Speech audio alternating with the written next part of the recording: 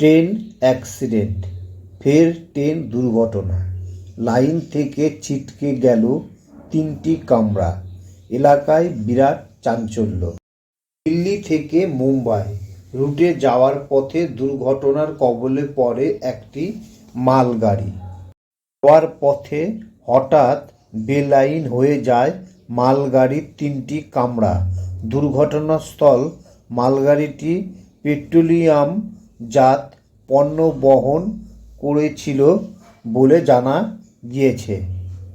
সেই সময় ট্রেনটি রাজকোট থেকে ভোপালের কাছে বাঁকানিয়া ভৌরির দিকে যাচ্ছিল। হঠাৎ রতলম স্টেশনের থেকে ১ কিমি দূরে ট্রেনটি লাইনচ্যুত হয়ে যায়।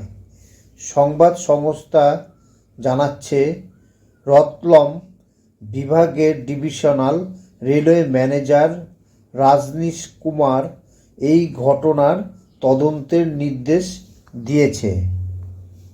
দুর্ঘটনার জেরে এলাকায় চাঞ্চল্য ছড়ায়।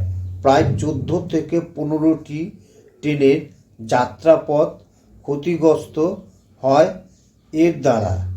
অনেক ট্রেন লেট করে, যদিও শেষ পর্যন্ত রেলের তৎপরতায় ট্রেন চলাচল স্বাভাবিক করা হয়েছে।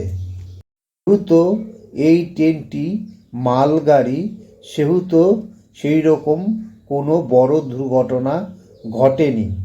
যদি এটি প্যাসেঞ্জার ট্রেন হতো তাহলে পরে এটা বিশাল ঘটনা ঘটে যেত।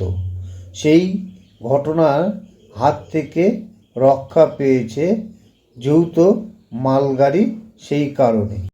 মালগাড়িগুলি প্যাসেঞ্জার ট্রেনের থেকেও বড় হয়, কেননা এরা এক প্রান্ত থেকে আরেক প্রান্তে সেই মালগুলিকে নিয়ে যায়। কখনো পেট্রোল নিয়ে যায়, কখনো অনেক রকম জিনিস সেই মালগাড়ি বহন করে। তাতে মানুষ যে কামরাতে থাকে তার থেকে বহুগুণ ভারী হয় হচ্ছে এই মালগাড়িগুলি। তাই এই মালগাড়িগুলির বেশিরভাগ ক্ষেত্রেই দুর্ঘটনা ঘটে থাকে, বেশিরভাগ ক্ষেত্রেই লাইনচ্যুত হয়ে যায় এরা। গাড়ির ৩টা কামরা লাইনচ্যুত হলেও সেভাবে কোনো হতাহতের খবর নেই। শুধু পেট্রোলিয়াম যে জিনিস নিয়ে যাচ্ছিল, সেই পেট্রোলিয়াম জিনিসগুলি আপাতত কিছুটা হলেও নষ্ট হয়েছে।